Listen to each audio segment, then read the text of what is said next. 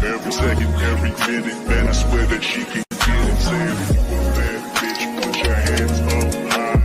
Hands up high, hands up high. Tell them dim the lights down right now. Put me in the mood. I'm talking about dark room perfume. Go, go. I recognize your fragrance. Hold up, you ain't never gotta say shit. And I know your taste is a little bit high maintenance. Everybody else basic. You live life on an everyday basis with poetic justice. Poetic justice. If I told you that a flower bloomed in a dark room, would you trust it? I mean, I write poems in these songs dedicated to you and you're in the mood for empathy. There's blood in my pen. Better yet, with your friends and them. I really wanna know you all. I really wanna show you off. Fuck God, pour up plenty of champagne. Cold nights when you curse this name. You called up your girlfriends and your girl in that little bitty range. I heard that she wanna go and party. She wanna go and party. Nigga, don't approach her with that Atari. Nigga, that ain't good game, homie, sorry. They say conversation rule the nation. I can tell, but I could never right my wrongs unless I write it down for real. P.S. You can get it, you can get it, you can get it, you can get it. Don't you want you want? Oh, what a justice. Put it in the song, alright. You can get it, you can get it, you can get it, you can get it. And I know you want you want. Oh, what a justice. Put it in the song, alright.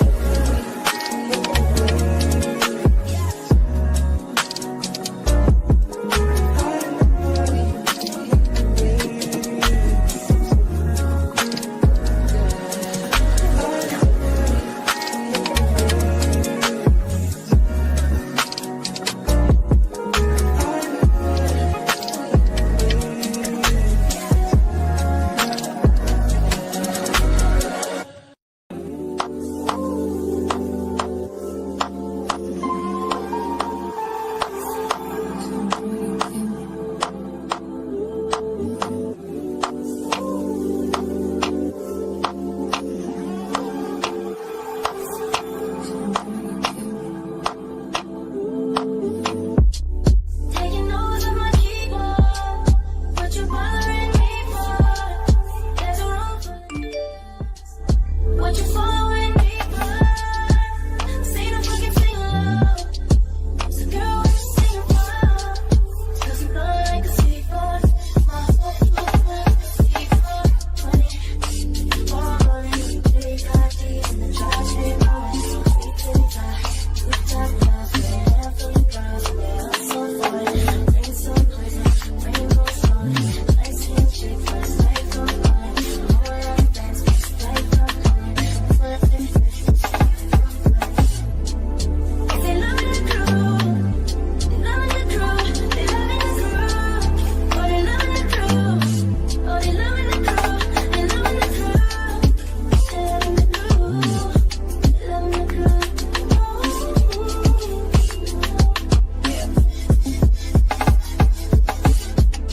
Taking notes on my keyboard, what you bothering me for? There's a room full of niggas, what you following me for? Say no fucking sing along. So girl, what you singing for? 'Cause you blow like a seaport. My heart, seaport.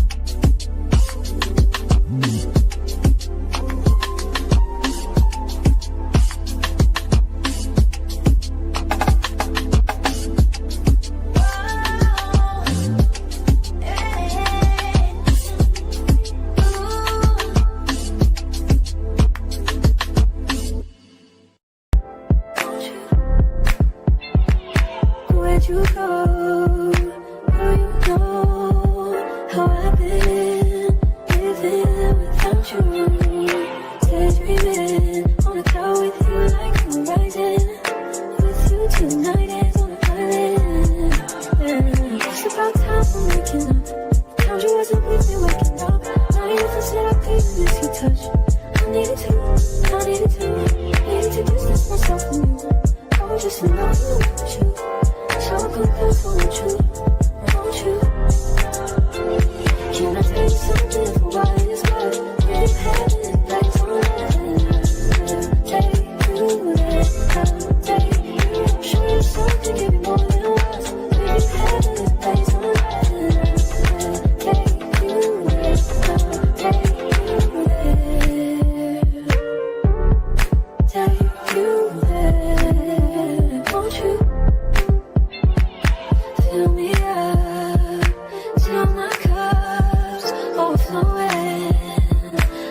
so anxious just to feel the silence. It's so quiet, but I hear you saying to me, baby. Say our time, we're making up time. The times you wasn't with me waking up. Now you never said I couldn't miss your touch. I needed you, I needed you. Needed to distance myself from you. I was just alone with you. So complex, won't you? Won't you? Can I tell you something for what it's worth? We had it that time. Take you there, take you. Show you something, give you more than what we had it that time. Take you there, take you. Show you something, give you more than what we had it that time. Take you there, take you there. Take you there, won't you? Fill me up till my cup's overflowing. I'm so anxious just to feel the silence. It's so quiet, but I hear you saying to me, baby. Say our time, we're making up time. The times you wasn't with me waking up. Now you never said I couldn't miss your touch. I needed you, I needed you. Needed to distance myself from you. I was just alone with you. So complex, won't you? Won't you? Can I tell you something for what it's worth? We had it that time. Take you there, take you. Show you something, give you more than what we had it that time. Take you there,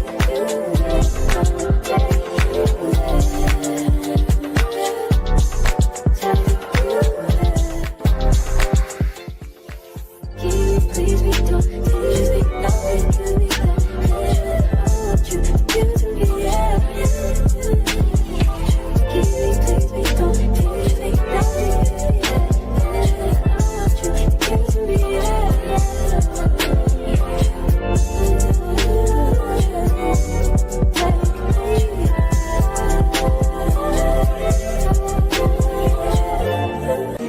Every second, every minute, man, I swear that she can get it. Saying, bad bitch, put your hands up high, hands up high, hands up high. Tell them put the lights down right now, put me in the booth. I'm talking about dark room perfume. Go. I recognize your fragrance. Hold up, you ain't never gotta say shit. And I know your taste is a little bit high maintenance. Everybody else basic. You live life on an everyday basis with poetic justice. Poetic justice. If I told you that a flower bloomed in a dark room, would you trust it? I mean, I write poems in these songs dedicated to you and you're in the mood for empathy. There's blood in my pen. Better yet, with your friends and them. I really wanna know you all. I really wanna show you off. Fuck not, pour up plenty of champagne. Cold nights when you curse this name. You called up your girlfriends and your girl in that little bitty range. I heard that she wanna go and party. She wanna go and party. Nigga don't approach her with that Atari. Nigga that ain't good game home is sorry. They say conversation ruin a nation. I can tell, but I could never right my wrongs unless I write it down for real. P.S. You can get it, you can get it, you can get it.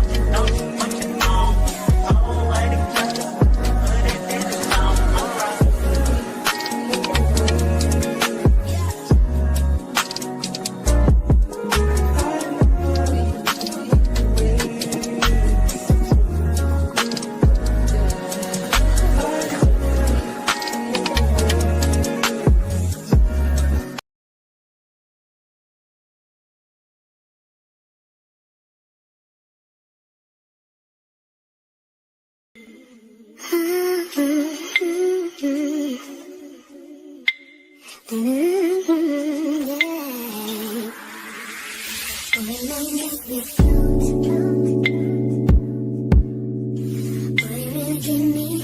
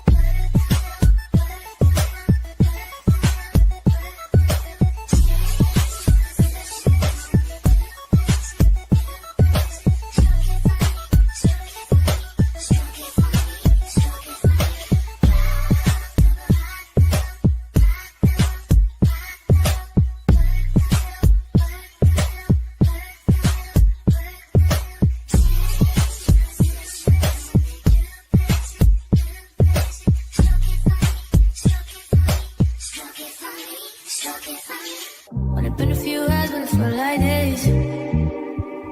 Only been days, but it felt like months. Been gone for a year, only know like once. Life move fast and you do what you want. At this time, doing what I want. Hope you doing what you want. What you want?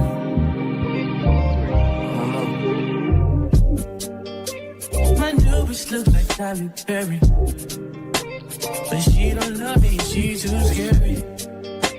My old bitch fun like Jackie Brown. I wanna know if she too down. Will you be my leading lady? I want a contract, girl, no maybe. In the meantime, It's not going where I want. just some me time. Hope you doing what you want. Crib by the beach like Odell. No, I'm on my killers, don't tell. Shadow my mom, cause I New York the shelf. Now my bitch is Chanel. Will you be my leading lady? I wanna contract and get a little maybe. In the meantime, It's not going where I want. get some me time. Hope you doing what you want.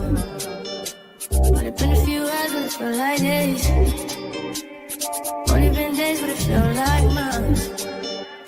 Been gone for a year, only know like once. Life move fast and you do what you want. In the meantime, It's not going where I want. get some me time. You doing what you want. In the meantime, It's not going where I want. get some me time. You doing what you want. Maybe I'll love myself, I don't know. Leave me here, I'll fuck myself. See me in the mirror, I duck myself. Don't need much, so fuck my wealth. I need you in the morning, but I need you now. Yeah, yeah. I know I give you all you need. I know what you like. I feel it coming. Tell me that the answer. I try to reach you, and I need some lessons. I need to give it up. I try to live, but I can't. I don't know why I got the one. Drop me out of my mind. Don't need no other body. Don't need no other body. Only you feel on my body. Only you feel on my body.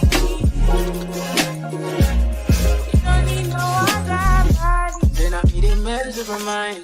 And I need if you get free up your mind. Say your body talk to me nice. Saying I'm my love you didn't need for your life. Yeah, our love no be like. Say every day together, yeah, day and night. Yeah, if I leave you go by. Yeah, if you leave I go. Love me your body, baby. Love me your body, baby. As you're whining your body, baby. So crazy. Love me your body, baby. Girl, you want need me. I just wanna let you know. Oh, baby, day. Don't need no other body. Don't need no other body. Only you feel on my body. Only you feel on my body.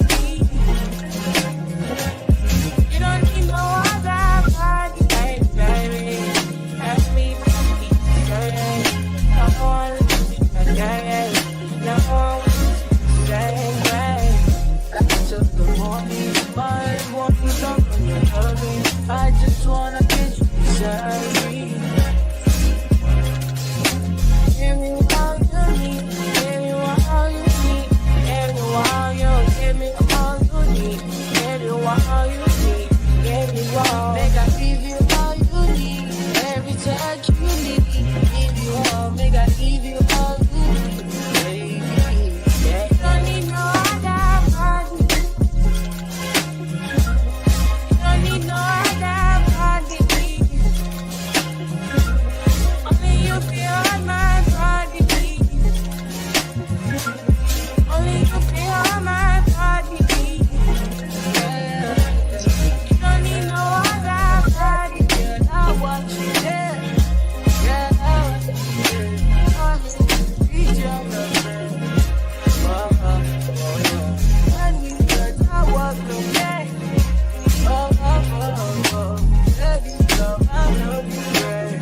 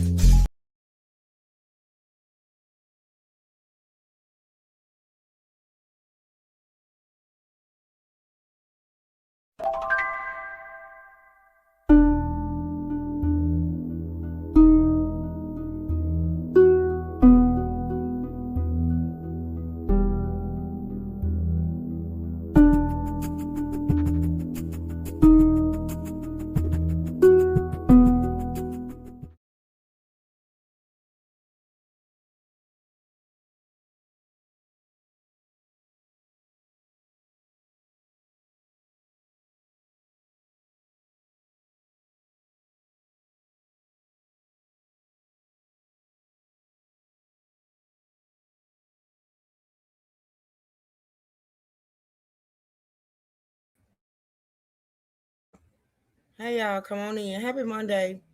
Happy Monday, everybody. Y'all come on in and tap the screen. I'll be right back.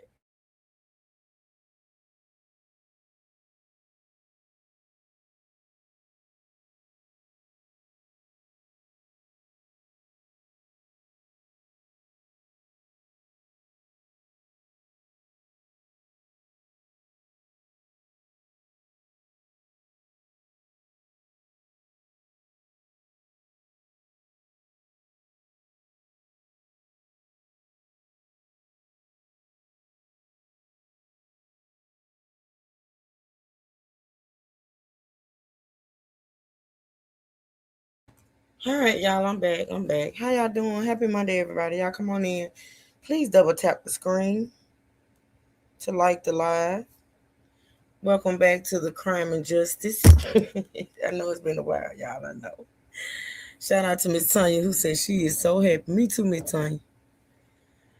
Y'all come on in, double tap that screen. We're gonna get into it. We're gonna get right into it. Okay, so listen. Tanya, I saw what you asked about the membership. Now, with this channel, I'm trying to decide whether or not, hey Miss B, let me speak to everybody. Ain't but a handful. Let me speak to everybody. Let me see who we got. I'm gonna try to go all the way back to the top. Hey Miss Tanya. Hey Miss B. Hey Lady Marie. My regulars. Yes. Hey Miss Carla. Uh yeah, I think that's it. I think that's everything. Okay. All right. So yeah, me too, Miss Tanya. So listen, with this channel, okay, I have not decided yet whether I'm gonna do. I'm trying to become consistent on this channel, right? So what I'm trying to decide now is whether or not I'm gonna do my live streams over here on Monday, Wednesdays, and Fridays. Because it's not gonna be every day. It just can't be every day. Because I typically go live every day on the T channel, so that would be a bit much. So I'm trying to decide whether or not I'm going to do this channel Monday, Wednesdays, and Fridays, or Tuesdays and Thursdays. This week, I'm just jumping in just to get back over here because I feel like if I don't, then I'm gonna take another 3-6 months off, and I don't want to do that. So I'm jumping back in today. Um, with this week is gonna be really, really like busy, but it's gonna be unpredictable because I got some things going on. To whereas I'm not sure if I'm gonna be able to commit to the days that I'm gonna come over here this week. I just chose to choose today to just come back over here so I can get back into it. You know what I'm saying? So basically, what I'm saying is this week is gonna be so unpredictable for me that I don't know what other days I'm gonna come on. Like I'm on today. Hopefully, I'll be able to come on today, Wednesday, and Friday. Maybe not. Maybe I have to. Maybe I come on tomorrow, Miss Wednesday. Come on Thursday, Miss Friday. This week gonna be unpredictable with this channel. But what I'm gonna decide this week is whether or not I'm gonna do this channel consistently, Monday, Wednesdays, and Fridays, or Tuesdays and Thursdays. And I'll know for sure by the time next week come in, because that's when I'm gonna start coming on consistently. Now, as far as the membership, this is what I promise because I'm almost through setting it up. If I come back tomorrow, the membership will be up. If I come back Wednesday, the membership will be up. The membership will be up. Basically, what I'm saying is whatever day I come back on this channel after today, the membership will be available. So thank you again, Ms. Tanya, for being interested. I'm going to put it up. Y'all going to be able to join the membership if you wish, if you please. I would appreciate it. But whenever I come back on this channel, whether it's tomorrow or whether it's Wednesday, um, the membership will be available. Thank you, Ms. Tanya. I appreciate it. So, yeah, I got that out. I wanted to make sure I told y'all about that. I'm glad you said something, Ms. Tanya, because it reminded me to let y'all know. I'm going to make sure that I complete I'm going to make sure today, between today and when I come back on this channel, that membership is ready to go up. All right. So that's that. And I appreciate, like I told you, I appreciate everybody so much that supports this channel. I really, really do. I need to, I'm trying to commit myself uh, to coming on this channel consistently If it's not but 2 days a week or 3 days a week, but I do need to become consistent. Truth, I don't mind when you come in and support. I'm support. Oh, thank you, Miss B. I appreciate that, sweetheart. Thank you so much. I know who my true riders are. I know, like I explained on the T channel the other day, I know I got different sets of supporters. Like, it's some people that don't do the crime and justice. I love it. I do it. I watch it. Whether I come live or not, I'm always into it. But everybody's not like that. And I understand that. So I do appreciate those of y'all that are into it. What I need to do is get this channel, and what I need to do is get this channel in the algorithm of the crime and justice sector. But I can't do that if I don't stay consistent. I have to stay consistent, and that's what I'm trying to commit myself in doing. All right. So thank y'all for supporting. I appreciate it.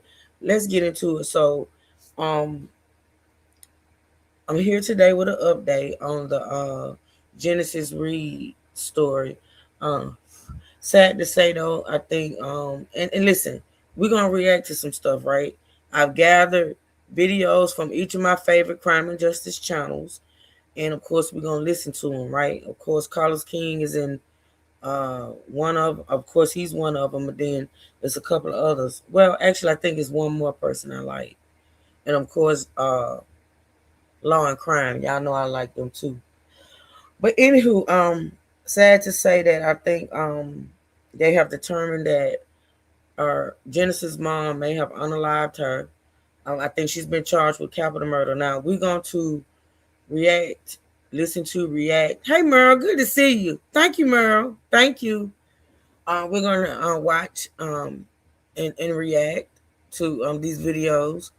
And the truth be told, I'm gonna be seeing them. If y'all haven't seen them, because I know y'all support Carlos, and I know y'all support other crime and justice channels. So if y'all haven't seen them, then we're gonna be watching together.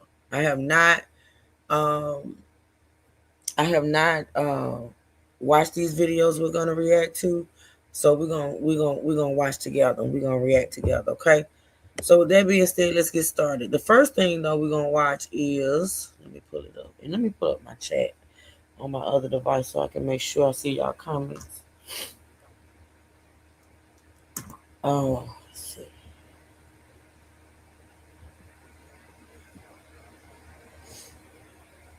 All right. I hope everybody have a blessed, beautiful weekend. I hope everybody or nobody suffered any damage or anything due to weather. Um, you know, why is my icon not up there? I don't know why my avatar not up there, but it's okay. I take it off all the way off. Let me see. I don't need that icon up there. Let's see. I don't know why it's not showing up, to be honest, but that's okay. Um, yeah, I stopped trusting the weather people a long time ago, y'all. I'm just saying, like they always, it be the hype for me. Like I know some people may have suffered severe weather, and I hope everybody's doing okay. But we got rain in the middle of the night. Of course, I was up and I enjoyed every bit of it. I actually went outside for about 30 minutes. Wow. But it started like at in the morning, and it was just rain, and it didn't. It lasted what, about 2 hours maybe, and it just made it cooler. That's all it did. So thank God for that. Um, I don't know if anybody, any other city or states may have been affected during the night, but I know we did. Y'all on the heat warning, Miss B? Wow. But yeah, it made it look cool. It's a little cooler outside than it has been. But that's other than that, I haven't heard anything about any damage or anything. So yeah. Um yeah, the first thing we're going to why haven't I pulled it up yet? Hold on. We're gonna watch there was a news conference, y'all, when they determined that the mom would be charged. Okay. So that was a news conference. And we're gonna get into it. Now what I do want to do is tell y'all when this news conference took place, because we're a bit behind, but we're gonna catch up. Um, let me see. see when the news conference took place, when they announced actually that she was being charged with murder. Um,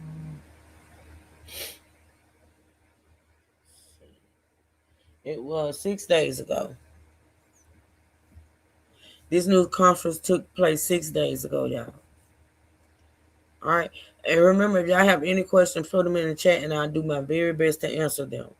I know I can answer questions as to what we've covered before today, but as far as what we're about to watch, I'll try my best. It's cold today, 36 degrees after being degrees yesterday. How many degrees was it yesterday, Miss Tanya? Was it 80 degrees yesterday like it was here? And today I think it's like in the 40s. Uh-huh. That's how it worked. It was hot, little rain came through, and the temperatures dropped, which I'm good with. I'm okay with. All right, y'all, let's listen.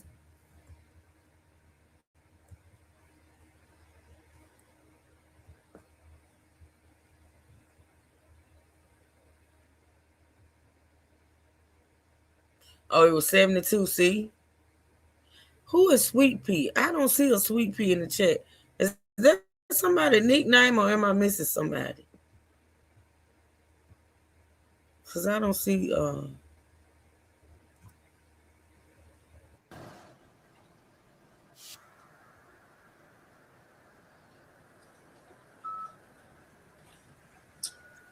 Good evening. Thank you for everybody being here. On February 16th, on February 16th at approximately 3 a.m., Adrienne Reed reported to law enforcement that her daughter, Genesis Reed, was gone from the apartment and the exterior door was open. Through the course of our investigation, detectives developed sufficient probable cause to determine that the report was false. On February 17th, Adrienne Reed was arrested and charged with false reporting to law enforcement authorities, Class C felony, due to the report alleging imminent danger to a person.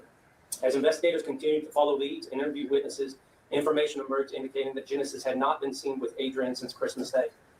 Through the careful and methodical work of investigators, we have reached a heartbreaking and horrific conclusion that her mother, her caretaker, the one that should have been there to keep her safe, willfully murdered Genesis and placed her in a duffel bag and discarded her in a dumpster. Today,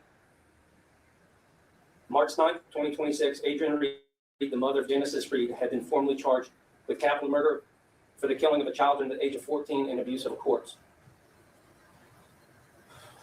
The last confirmed contact with family members occurred on December 25th, when Genesis visited relatives in Dothan for the Christmas holiday.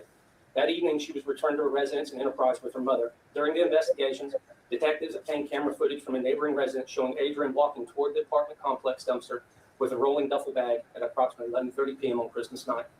2 days later, additional footage captured Adrienne returning to the dumpster area carrying toys and other belonging to Genesis.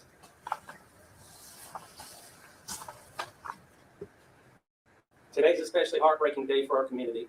March 9th would have been Genesis' third birthday. The loss of a child, the most precious and innocent members of our society, is something that cannot be ignored and will not be forgotten. The investigation is far from over. Our focus now turns to bringing Genesis home to the community that loved her.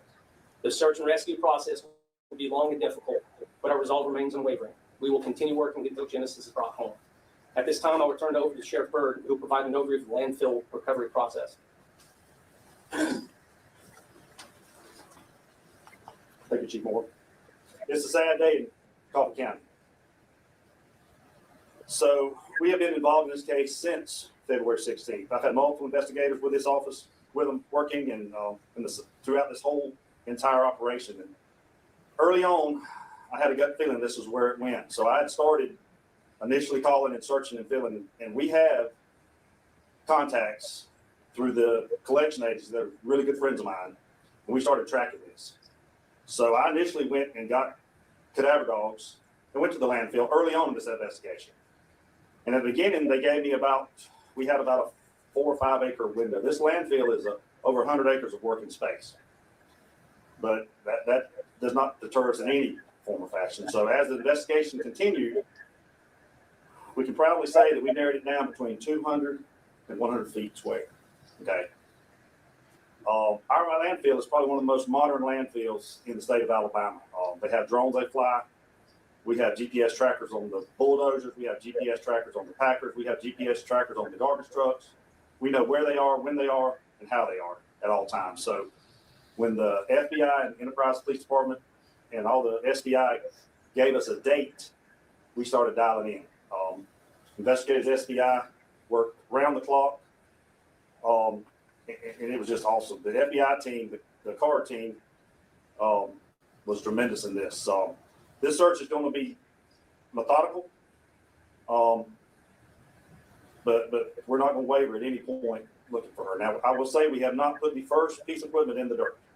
All we've done for the past, since February 16th, or right after that, we've been plotting and searching. It's a 100-acre landfill. I want to ask the public to keep praying for us. This is going to take a while. I'm going to ask you for your patience. We are determined to find them. I'm going to ask the surrounding agencies to send me personnel. We've got a team out of Atlanta coming that has found several 50-something in landfill. They're experts. They're going to show us how to excavate this. We're dialing it in. They're going to be here this week, and we will get started. We've already been started. So I want to sit here and thank the FBI and the prosecution. Y'all, they have done tremendous work. SDI, the marshals, our sheriffs and deputies, the investigators enterprise. The community has reached out and helped us in every form and fashion that we know how, and that is tremendous. So y'all keep us in your prayers. Thank you.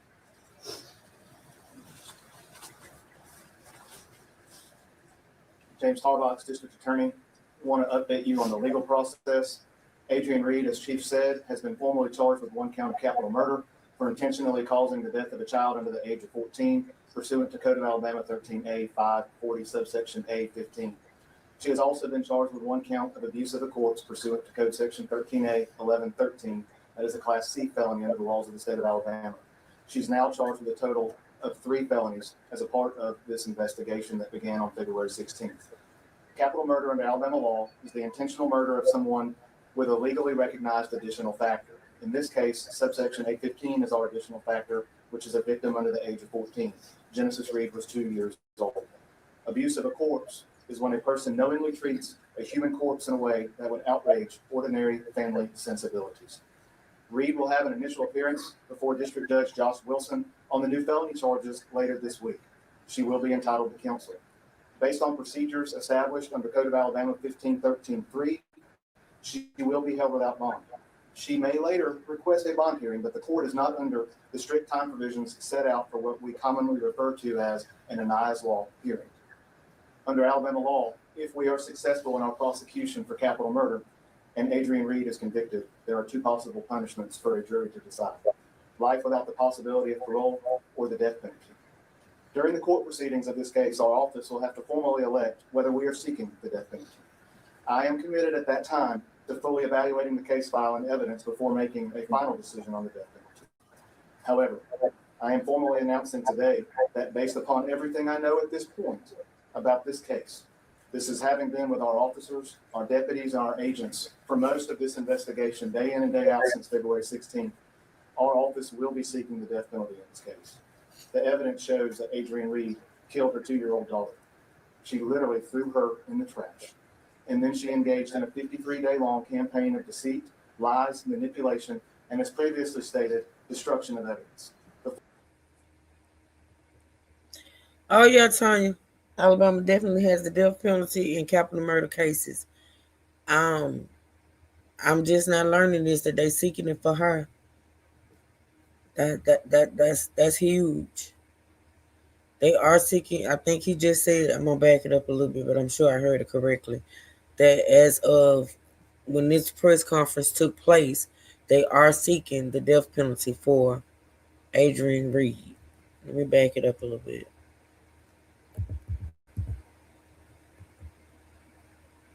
In this case, the evidence shows that Adrian Reed was committed at that time to fully evaluating the case file and evidence before making a final decision on the death penalty.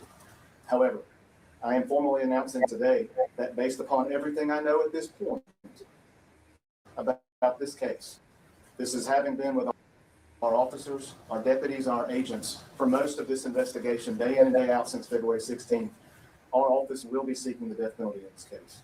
The evidence shows that Adrian Reed killed her 2-year-old daughter. She literally threw her in the trash. and then she engaged in a 53-day-long campaign of deceit, lies, manipulation, and, as previously stated, destruction of evidence, before she finally made her false report on February 16th.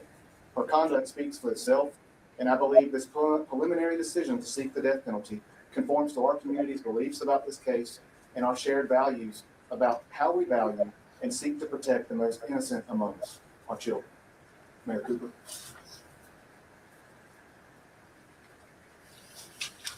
Mayor William E. Cooper, City of Enterprise. This is a very sad day. Hold on. Not just here. It's time for Mayor Cooper to let it go, honey. Mayor Cooper. So yeah, y'all. Evil, Tanya, evil. She threw it away like she was trash. I don't understand how a mother can do that at all. At all. I gotta say again though, I'm shocked. Even though, you know, I'm shocked that they seeking the death penalty for her, but you can tell them people they are see, most people love kids. You know what I'm saying? They love kids and they know kids are innocent. They don't deserve, that baby didn't deserve that. And those people are really feeling this. Like they are really upset about what she did.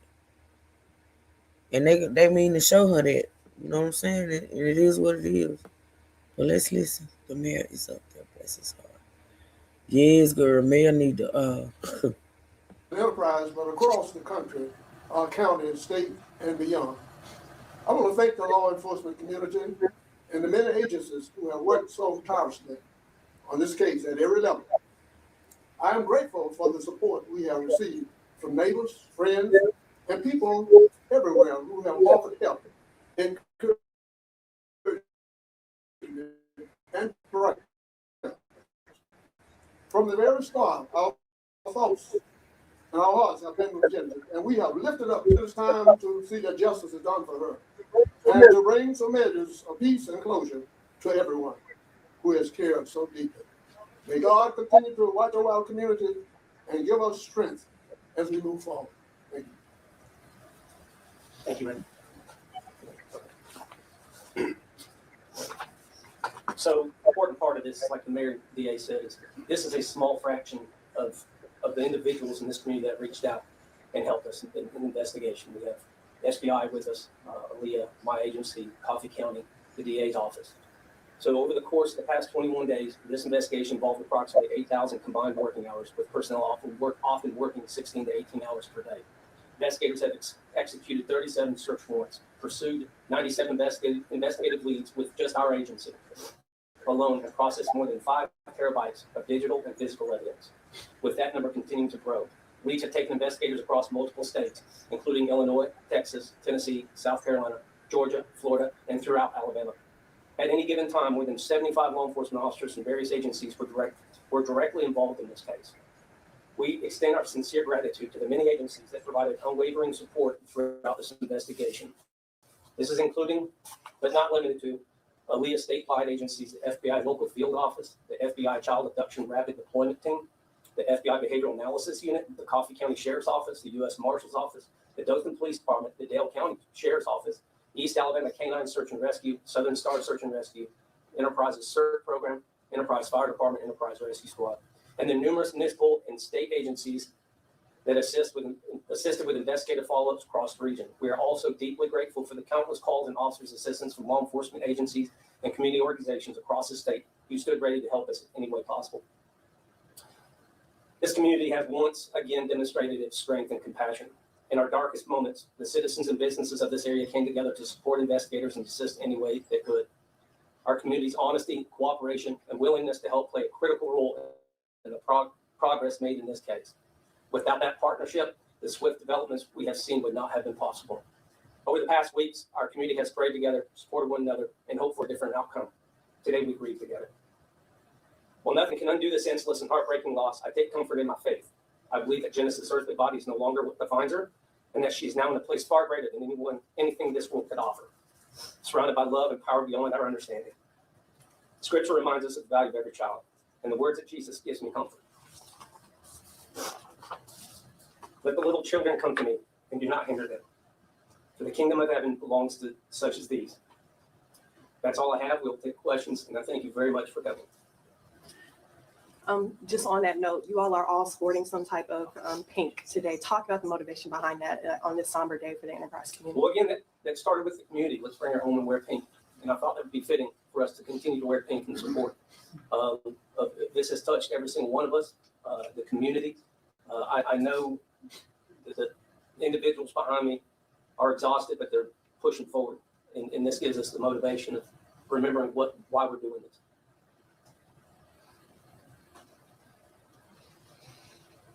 Doesn't the landfill serve multiple counties, not just Coffee County? Brings garbage in. It does, but we tracked this particular waste is put in the Coffee County landfill. I mean, we know that's where it goes. So I'm not gonna call the commercial distributor that does it, but they have been the best in this, and they have a modern equipment for modern trucks. So we are 95% confident this is where she's at. And this happened on Christmas night. Is that what I heard? Correct. That's correct. Late Christmas night. What's that? Was it in Dothan or was it? No, sir. We have evidence that both Adrian and Genesis were brought back to Enterprise to the apartment. Mr. Tarbox, are you confident of a guilty verdict despite you all still working to recover the body? So one of the things that it took us a long time to get to where we found that video. And you hate to be thankful for anything in a situation like this. But one of the things that I am thankful for is that the questions of could it have been something else? These people behind me and their colleagues have tracked down so many potential leads that we have determined not to be accurate. I feel much more confident in our case. I feel that the evidence that we have, our theory of the case, that is the case. And the fact of the matter is this. We will carry forward with that confidence. I never make any promises on any court case because no one can. At the end of the day, whether we are able to bring her home or not, our position does not change. This is our case, and we're going to prosecute it. We owe that to Genesis. We owe it to this community. We're going to take our best swing at ensuring that we get justice in this case.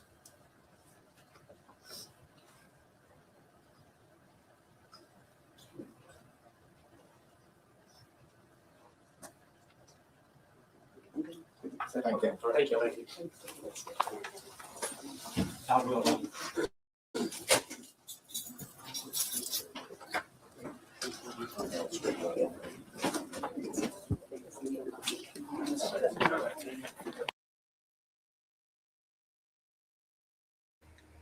Okay, I think that's pretty much it for the press conference. Like I said, that press conference was done 6 days ago, y'all. So listen, they talked about the process of searching is it a landfill?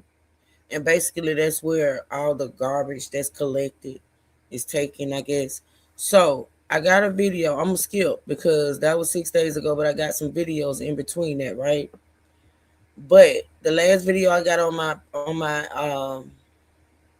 playlist is a video. It's a short video, it's 2 minutes, and it's a video talking about them searching that landfill. And I think that video was dropped. And let me make sure. I think it was dropped on yesterday. So I think they are at this moment. Well, I ain't gonna say at this moment. I'm gonna say they are now searching a landfill for Genesis' body.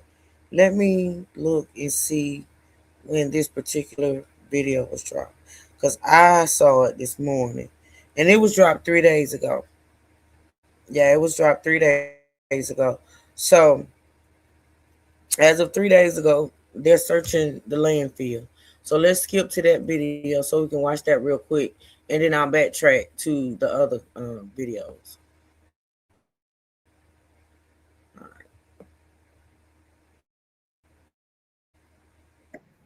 Exploited children is in Coffee County helping law enforcement with a landfill assessment in the search for 3-year-old Genesis Reed's remains. Investigators say surveillance video led them to the child's mother, Adrian Reed, now charged with capital murder. Fox 54's Valentina Chalala reports. Team Adam has joined Coffee County investigators in the search for the remains of 3-year-old Genesis Reed. The team specializes in supporting missing child investigations, including cases where evidence points to a landfill.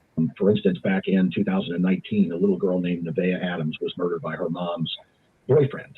And law enforcement, through their investigative process, was able to determine that the child had been placed in a dumpster and had been taken to a landfill. And so we assisted with doing an assessment.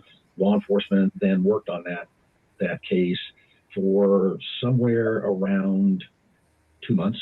Nevaeh was missing for around 2 months before her remains were found. About the same amount of time police believe Genesis has been dead. Leonard says these searches are like looking for a needle in a haystack, and time is a major factor.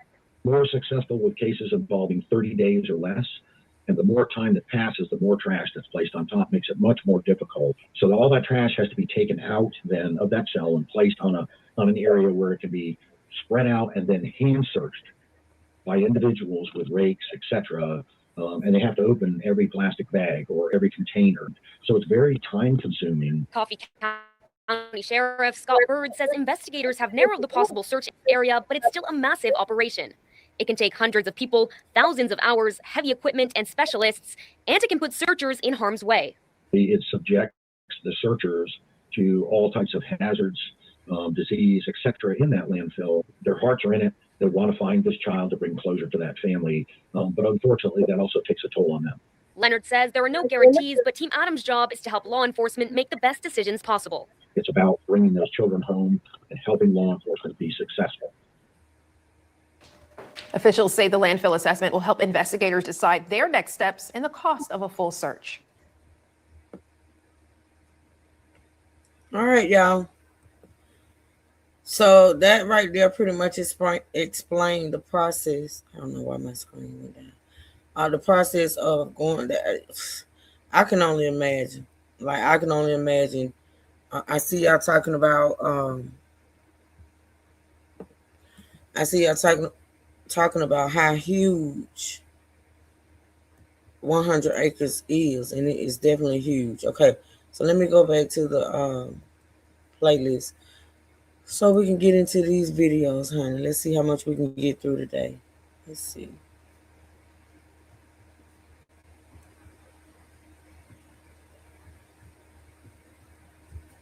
And of course not. Okay. All right, so I think the first one is Carlos Cleans. He did his. And of course, y'all do know. Let me see, make sure he's not just playing the press conference, because I think he did. I think his is just the press conference we just watched. Okay, so we're gonna skip that one because he's just pretty much playing the press conference that we just watched. That pray that they protect the searchers and they are able to find this precious baby and bring her home. Amen, Miss Tony. Amen. That's a lot. All right, so let's go to Shanitra Speaks. In all of these videos, y'all, even Carlos's, even though I'm not going to play his because it's just a press conference, I'm going to share it on my community wall. So y'all go over and check out my community wall and support these people. I know most of y'all already support Carlos. Okay, we're going to see what Shanitra. This is another channel that I found, y'all, that I like. Shanitra Speaks, okay? I'm going to share her video out. I'm going to share her video out on my community wall as well. Y'all go over and support, okay? Let's see. And I'm pretty sure she's probably got clips of the press conference too as well, but we're going to see. And it's going to be a little redundant. Y'all know how this goes when we react to different videos. It's a little bit of redundancy, but I'll do my best to skip through what we've already heard, okay? All right. I'm going to push play, and I'm going to share her out on my wall. Y'all go check her out. I like her channel, too. This one was dropped 6 days ago. 6 days ago.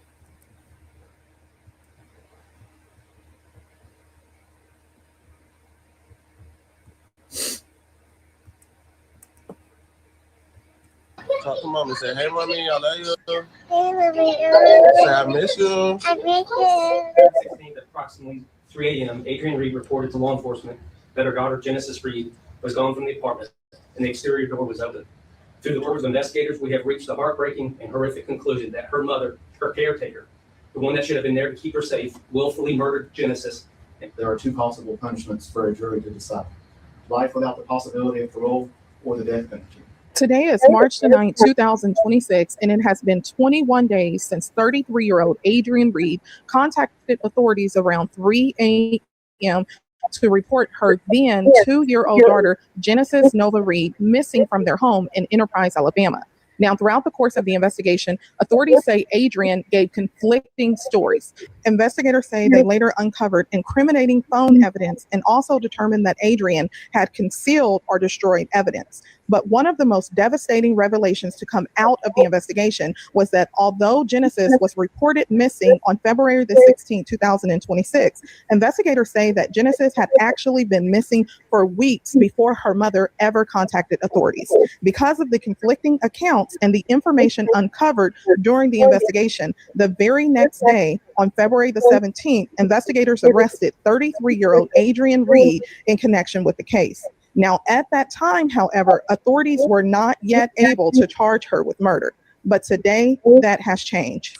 On February 16th, on February 16th at approximately 3 a.m., Adrian Reed reported to law enforcement that her daughter, Genesis Reed, was gone from the apartment and the exterior door was open.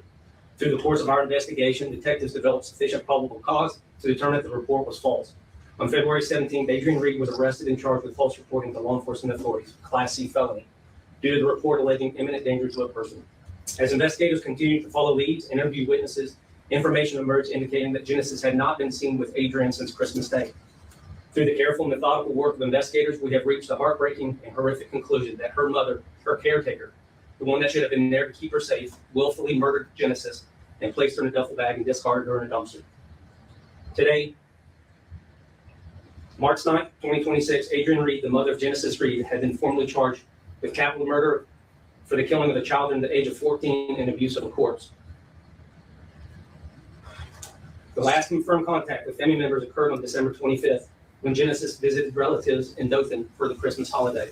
That evening, she was returned to her residence in Enterprise with her mother. During the investigations, detectives obtained camera footage from a neighboring residence showing Adrian walking toward the apartment complex dumpster with a rolling duffel bag at approximately 11:30 p.m. on Christmas night. 2 days later, additional footage captured Adrian returning to the dumpster area carrying toys and other belongings belonging to Genesis. As you just heard from investigators, they say the evidence they uncovered points to something heartbreaking. Authorities believe that Adrian Reed took her daughter's life on Christmas Day. Investigators say this would happen after Genesis spent time visiting relatives, including time with her father, before returning home with her mother. Today's announcement comes on a day that makes this case even more painful. March the 9th would have been Genesis' 3rd birthday. Instead of celebrating with his daughter, her father is now facing the devastating news investigators revealed today. He also shared a message online following the announcement. My mind gone, my heart mad, my soul is mad. Forget this social media stuff. I've been watching the world create fake narratives, knowing that this stuff ain't right. Imagine waking up every day and people saying your child is gone, to the people that's putting my child through this trauma. I'll see you when it's all over. My child is alive. I'm already knowing no matter how bad you hate a man, children are always innocent. In due time, God will reveal the truth. Happy birthday, Genesis. The department made the announcement that their evidence leads them to believe that Genesis is no longer here and that her own mother took her life. Investigators also made it clear that this would be a long road ahead as far as prosecuting Adrian without a body. Listen to this. It's far from over. Our focus now turns to bringing Genesis home to the community that loved her. The search and rescue process will be long and difficult, but our resolve remains unwavering. We will continue working until Genesis is brought home. At this time, update you on the legal process. Adrian Reed, as Chief said, has been formally charged with 1 count of capital murder for intentionally causing the death of a child under the age of 14, pursuant to Code of Alabama 13A 540 subsection A15. She has also been charged with 1 count of abuse of a corpse pursuant to Code Section 13A 1113. That is a Class C felony under the laws of the state of Alabama. She's now charged with a total of 3 felonies as a part of this investigation that began on February 16th. Capital murder under Alabama law is the intentional murder of someone with a legally recognized additional factor. In this case, subsection A15 is our additional factor, which is a victim under the age of 14. Genesis Reed was 2 years old. Abuse of a corpse is when a person knowingly treats a human corpse in a way that would outrage ordinary family sensibilities. Reed will have an initial appearance before District Judge Josh Wilson on the new felony charges later this week. She will be entitled to counsel. Based on procedures established under Code of Alabama 1513-3, she will be held without bond. She may later request a bond hearing, but the court is not under the strict time provisions set out for what we commonly refer to as an Anais law hearing. Under Alabama law, if we are successful in our prosecution for capital murder and Adrian Reed is convicted, there are two possible punishments for a jury to decide: life without the possibility of parole or the death penalty. During the court proceedings of this case, our office will have to formally elect whether we are seeking the death penalty. I am committed at that time to fully evaluating the case file and evidence before making a final decision on the death penalty. However, I am formally announcing today that based upon everything I know at this point about this case, this is having been with our officers, our deputies, and our agents for most of this investigation, day in and day out since February 16th, our office will be seeking the death penalty in this case. The evidence shows that Adrian Reed killed her 2-year-old daughter. She literally threw her in the trash. And then she engaged in a 53-day-long campaign of deceit, lies, manipulation, and as previously stated, destruction of evidence, before she finally made her false report on February 16th. Her conduct speaks for itself, and I believe this preliminary decision to seek the death penalty conforms to our community's beliefs about this case and our shared values about how we value and seek to protect the most innocent among us. Mr. Tarbox, are you confident of a guilty verdict despite you all still working to recover the body? So one of the things that it took us a long time to get to where we found that video, and you hate to be thankful for anything in a situation like this, but one of the things that I am thankful for is that the questions of could it have been something else? These people behind me and their colleagues have tracked down so many potential leads that we have determined not to be accurate. I feel much more confident in our case. I feel that is the case. And the fact of the matter is this, we will carry forward with that confidence. I never make any promises on any court case because no one can. At the end of the day, whether we are able to bring her home or not, our position does not change. This is our case and we're going to prosecute it. We owe that to Genesis. We owe it to this community. We're going to take our best swing at ensuring that we get justice in this case. Now, if you've been following this case on my YouTube channel, then you know I've covered this case extensively. Now, some things that did not get addressed in the press conference, if they're seeking anyone else in regards to the investigation. If you recall, they previously had requested the public's help in identifying this individual by the name of Mariah. At this press conference, they did not say if they are still seeking the public's assistance in identifying that individual.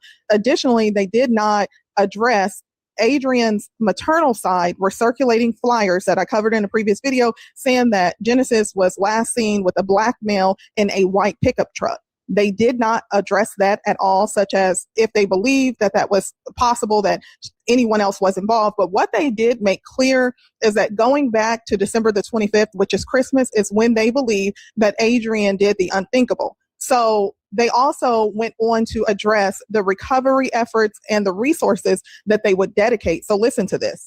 Jim, talk to mommy. Say, hey, mommy, I love you. Hey, mommy, I love you. Say, I miss you. I miss you. Call you later. Call you later. No kiss. February 16th. I've had multiple investigators with this office, with them working and throughout this whole entire operation. And early on, I had a gut feeling this is where it went. So I had started initially calling and searching and feeling, and we have contacts through the collection agencies that are really good friends of mine. And we started tracking this. So I initially went and got cadaver dogs and went to the landfill early on in this investigation.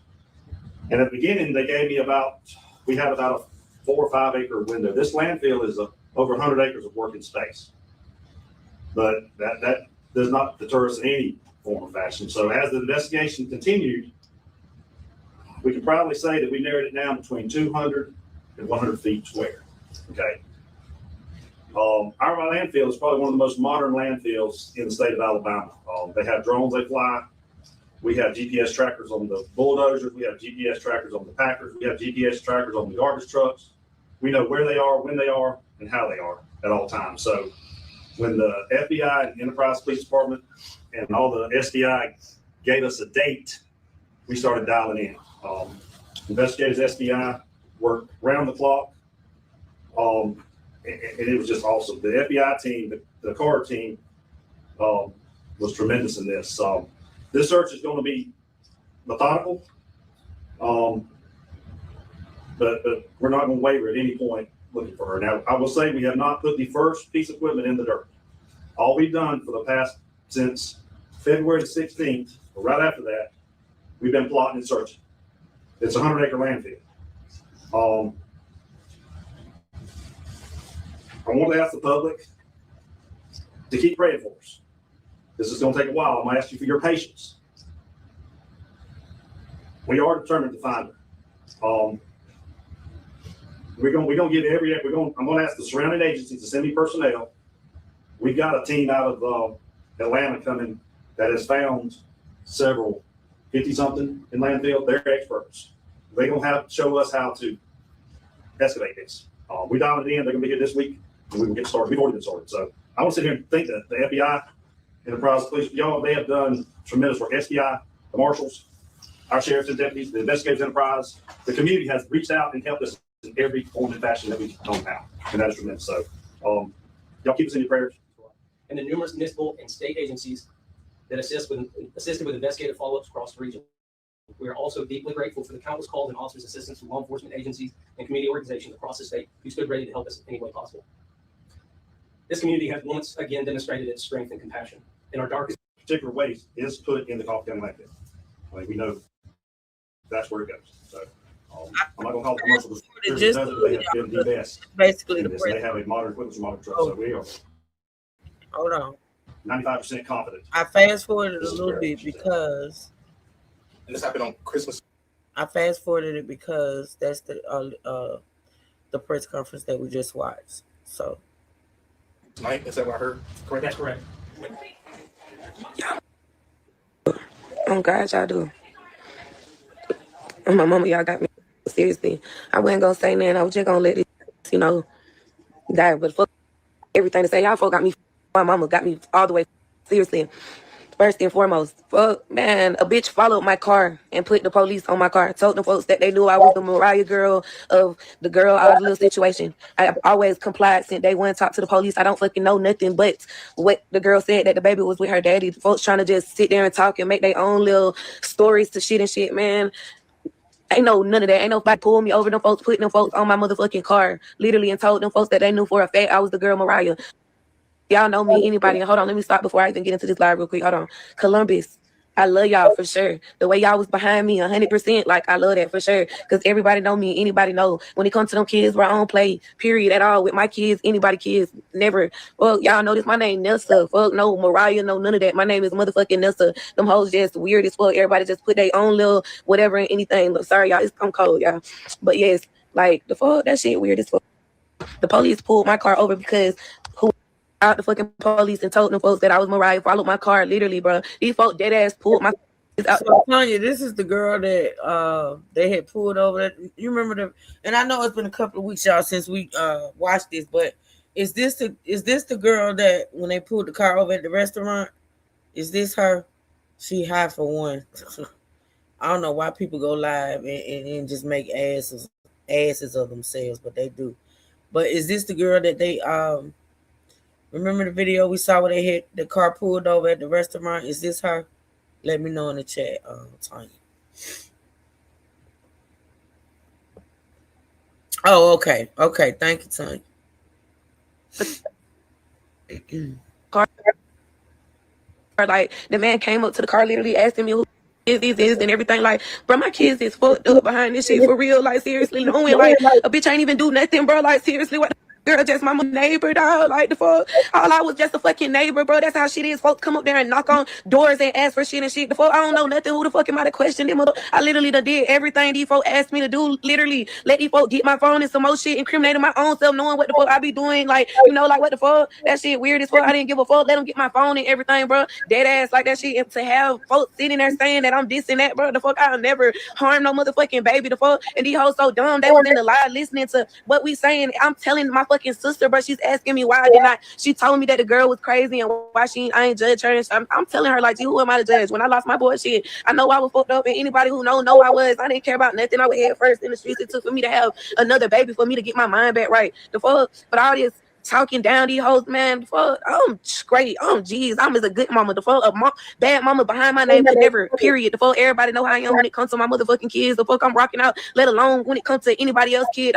You think that if this bitch wouldn't have said, man, I would have beat this whole ass. The fuck, this girl just was acting motherfucking normal, bro. And for us to get drugged and this shit, bro, that shit lame as fuck. Like for real. And we didn't do nothing. All I did was ever just be there for the motherfucking baby. The fuck, I ain't seen no crazy bitch. I seen the struggling mom. That's what I seen with the girl. Fuck, who the fuck am I? We all struggle, bro. Ain't nobody perfect, bro. I'm not nobody to motherfucking judge nobody. That's all I was motherfucking saying, and I'm still not. Like the fuck, who are we? Everybody got their own shit in life, like the fuck. But to sit there and say they know for a fact I'm some motherfucking body, literally, dog, this shit all over the fucking internet on every fucking platform, bro. That shit lame as fuck. Like the fuck, I got whole teenager sons who can see this shit, bro. Everything these folk dead ass fuck my motherfucking life, fuck, dog. That shit lame as fuck on my mama. Like the fuck, and I got to deal with this shit behind this shit. Like I'm not playing on my kids. I'm not playing about us, bro. I'm suing everything that's on my mama. I'm suing everybody, bro. Real talk. Because that shit lame as slandering my motherfucking name. And if you motherfucking know me, you motherfucking know. Like, come on, bro. That shit lame as my kids scared, bro. My kids is traumatized, literally. For real. Then we already grieving in this whole situation. We don't know what. We just pray that this motherfucking baby make it back. That's all. Like the fuck.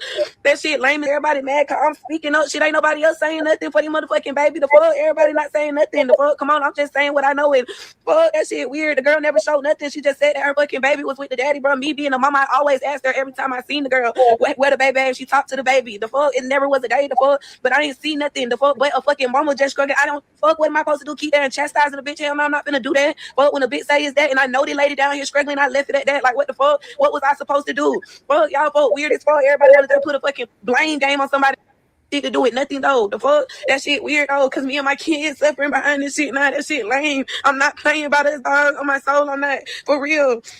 Shit lame as fuck on my soul. That shit ain't right. Bro, then that little bitty ass motherfucking city, the fuck, them folks, all that shit out there, the fuck, bitch, don't know where these folks talking about the girl from TikTok. Is you cool? Fuck, that ain't no motherfucking good look. I don't want to be known because of that, bro. That shit weird as on my soul. Fuck, then these dumbass folks still got this shit flown around, bitch. Like the fuck, ain't no motherfucking way y'all folks sitting there recording this shit and shit. Y'all bitches ain't motherfucking clearing this shit up, bitch. Y'all got me fucked up, dog. I'm not playing. On my kids, I'm not. This shit lame, bro.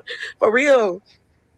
It's weird as hell. On God, I literally done did everything these folks motherfucking asked me to motherfucking do. Literally. Like the fuck y'all want me to do? I'm not one of them. I'm not gonna make up shit. I don't fucking know nothing. The fuck, I'm not y'all trying to act like a best friend. How the fuck is the girl my best friend? Fuck, how somebody best friend? We don't got no pictures together. We don't got nothing. The fuck was a neighbor. The fuck, if anything, that's what I'm guilty for being a fucking good neighbor. That's it. Like the fuck, folks weird as hell. Then my kids going through this shit even more. The fuck, my babies literally walk down the steps and play with their baby every motherfucking day, bro. Fuck, this shit weird. We literally went and started a whole new life, the fuck, literally, and for this shit to be like this, the fuck, we are not motherfucking playing about us. Like real talk, stop speaking on me, bro. Stop talking about me, period. Stop making accusations about me, bro. These folks overly been cleared my name, bro. Why folks still motherfucking saying anything about me, bro? Like that shit weird as fuck. On God, I'm not playing about me, bro. I swear to God, with my children, bro. That shit weird as fuck. I'm not playing about my kids, dog. I swear to God, the way my kids got drugged out their car, bro. Literally, I'm not playing, bro. It's all cool. A motherfucker can say what they want about me. We can do that shit all day long. I don't give a fuck, boy. But when it comes to my motherfucking kids, dog, I'm not fucking playing, bro. My babies is traumatized, dude. That shit is not fair, dog. Oh God, fuck. That shit is not motherfucking fair. Fuck, that shit weird as hell. For real, my baby's suffering behind this shit. Real talk, y'all fuck don't even know what the fuck all that social media shit, dog. That shit weird, bro, on my soul. Fuck, I'm not playing though. I put this on my kids' soul. Tell a friend to tell a friend. I'm not playing about my babies, dog. Real talk. I'm telling you.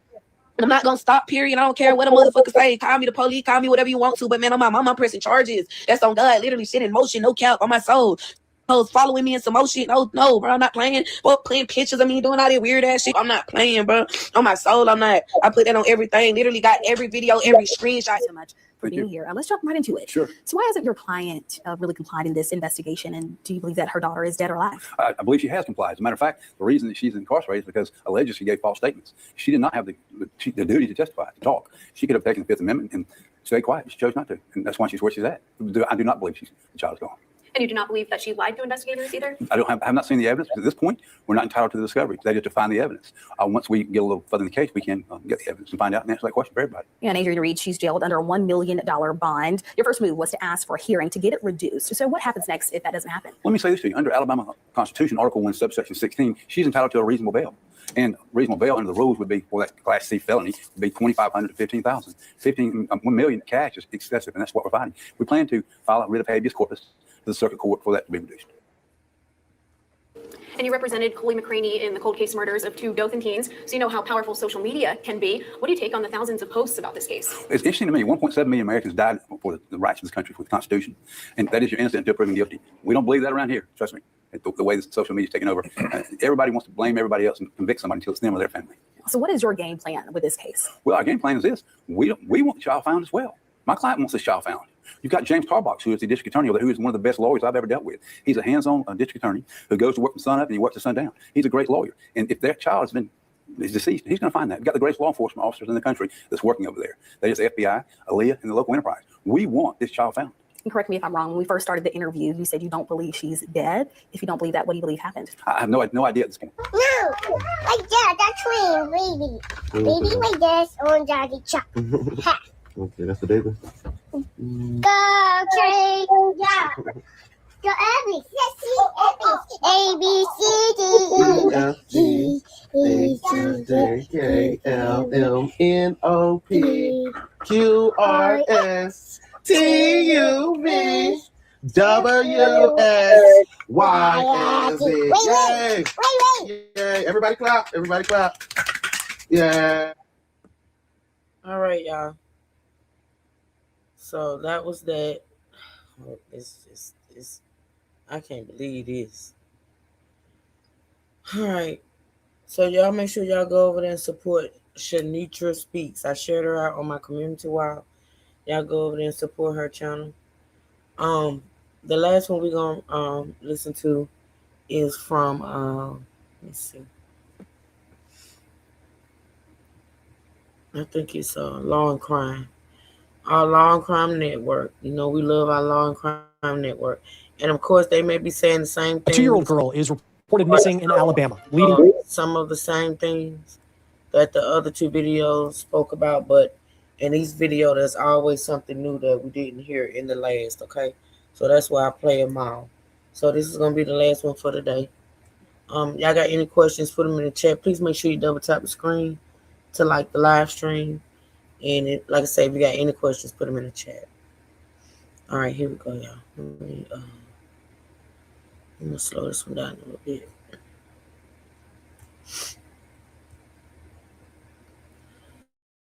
to an intense, weeks-long manhunt.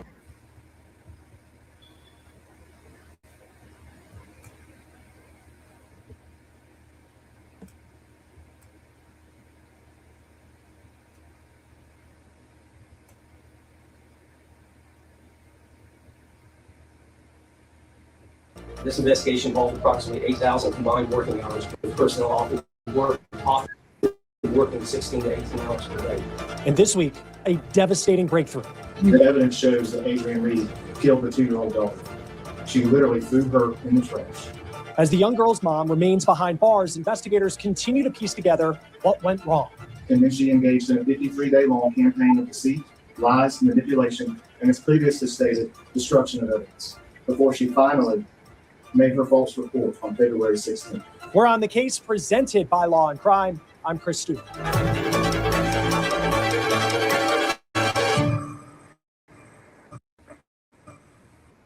Hey guys, real quick, I want to tell you about this app that you're really going to love. It's called Upside. It gets you cash back. We're talking extra cash back free. Then you verify the purchase. Upside, then after of $250 or scan the QR code on your first hit. Alabama is now charged with capital spanning nearly a month, reaches a major breakthrough. Adrian Reed of Enterprise, Alabama is now charged with capital murder and abuse of a corpse in the death of her own 2-year-old daughter, Genesis Reed. She was reported missing back in February. Now, Adrian Reed was already in jail when these charges came through on Monday, but it was for a different reason. And when you look at how things turned out so far, it just makes the situation look that much worse for the 33-year-old mom. And there's still missing pieces to the puzzle here. Will an alleged motive ever come to light? Genesis is still missing. Will we ever find her body? And why did it take weeks for her disappearance to reach the attention of law enforcement? So let's break down what we know thus far. This case began back on February 16th when police in Enterprise, Alabama received a chilling report. Adrienne Reed reported her child missing at 3:10 a.m., stating that Genesis walked out the front door. As horrible as it sounds, this type of situation could happen to anyone. A small child gaining access to an unlocked door and then wandering off in a matter of seconds. But in this particular case, police were suspicious right off the bat. A thorough precursor search of the area did not result in any helpful leads of where Genesis had gone, and inconsistencies in Adrienne's story resulted in more intense investigation. The father of Genesis, grandmother, other family members, and those that knew Genesis were contacted through the investigation and had been very cooperative with law enforcement. Mariah, a person of interest but not a suspect, was generated through Adrienne, who gave very little to no assistance on how to contact Mariah. In a missing persons case, especially involving a young child, it is natural for investigators to speak with family members. And while most of them were reportedly cooperative with the situation, the police said that Adrienne had inconsistencies in her story, and she gave a lead to a suspect with no way to contact them. Although we are still investigating the whereabouts of Genesis, we are confident that Adrienne made a false report that Genesis walked out of his apartment at 3 a.m. in the morning. Through the investigation, there's enough probable cause that has led to the arrest of Adrienne. Adrienne Reed has been charged with false reporting to local law enforcement authorities, a Class C felony due to the report alleging imminent danger to a person. A day after Adrienne reports her daughter missing, she is arrested and booked into the Coffee County Jail on a false reporting charge with an allegation of imminent injury to a person. And at this point, police say Adrienne has become a primary suspect in the 2-year-old's disappearance, but no additional charges were filed at that time. So 2 days after that report comes in, we're at February 18th, Adrienne made her first appearance in court. During the hearing, Judge Wilson heard testimony from an Enterprise Police Department detective regarding facts and circumstances related to the current investigation into the disappearance of Genesis Reed. Based on the testimony, the state argued that Adrienne Reed is the only known suspect in the disappearance of Genesis Reed. Adrienne Reed has hidden and or destroyed evidence relevant to this case, and Adrienne Reed is a flight risk should she be released from custody. The standard bond schedule for a Class C felony in Alabama is $2,500 to $15,000. The state argued that the bond schedule amounts in this matter for a Class C felony are wholly unreasonable. We asked for a $1 million cash-only bond. The judge grants the prosecutor's request, and Adrienne is held in jail on a $1 million cash-only bond. That is a massive amount of money for a Class C felony in Alabama. But like the prosecutor said, when you look at the circumstances in this case, there's no one else investigators are looking at when it comes to the disappearance of Genesis. And there is still a lot to uncover, including when Genesis actually disappeared. We are specifically requesting that anyone who had any type of personal relationship or social interaction with Adrienne Reed between December 24th, 2025 and February 16th, 2026, please come forward. Remember, Genesis was reported missing on February 16th, but now police are asking for information spanning back to December. According to a Facebook post from the Enterprise Police Department, quote, as the investigation progressed, detectives conducted multiple interviews and determined the child had not been seen in several weeks. Now, at this point, the situation is becoming even more critical. When Adrienne originally reported her daughter missing, she allegedly vanished that same morning. But it's now alleged by police that Genesis could have been missing for a month and a half. And that is a much larger window of time and one that could severely impact this investigation. Please know that we continue to investigate every lead and pursue every possible avenue in our efforts to bring resolution to this case. This includes ongoing witness interviews as well as detailed analysis of electronic devices and surveillance footage. Our commitment to locating Genesis and bring her home remains unwavering. If you have any information about Genesis or you have Genesis, now's the time to come forward. Our investigators are methodically reviewing every lead. If you're involved in this case and choose not to come forward, be assured that we will identify you and pursue prosecution to the fullest extent of the law. The search for 2-year-old Genesis continued for several weeks with the assistance of multiple agencies, including the FBI, the U.S. Marshals, Alabama Law Enforcement Agency, and even neighboring states. And despite the massive search effort, she was still nowhere to be found. But on Monday, which, by the way, was Genesis's 3rd birthday, police held a news conference and announced a major breakthrough in this case.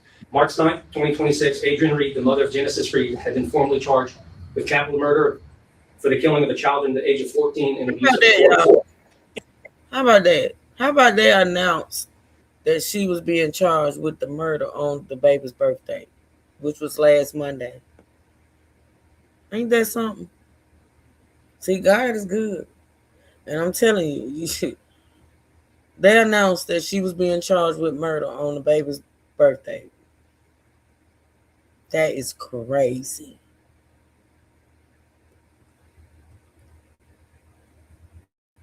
That is crazy.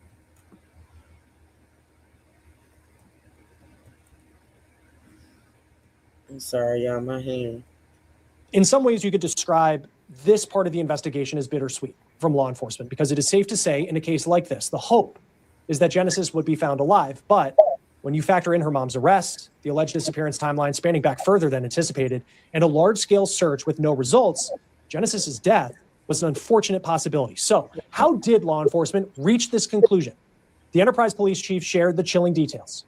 As investigators continued to follow leads and interview witnesses, information emerged indicating that Genesis had not been seen with Adrian since Christmas.